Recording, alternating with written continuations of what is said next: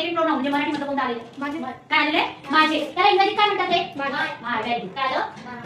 माय. त्याच्यानंतर दुसऱ्या वाक्याचं सांग. वाक्यामध्ये दुसऱ्या वाक्याचं प्रोनाउन सांग. पण मराठी सांग आधी.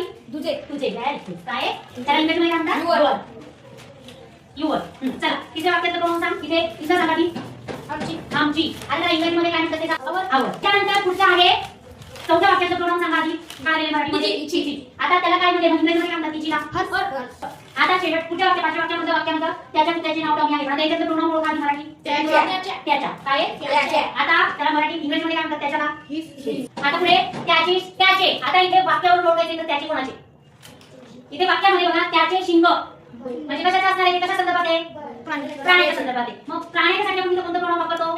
इज. आणि इथे काय येणार आहे प्रोनाउन? त्याचे. काय येणार आहे? त्याचे. आता पुढच्या याच्यात वाक्याचं मराठी प्रोनाउन सांगा. त्याची. त्यांची. काय आहे? त्यांची. प्रोनाउन येणार आहे. आपल्याला इंग्रजी प्रोनाउन आता आपल्याला कळाले की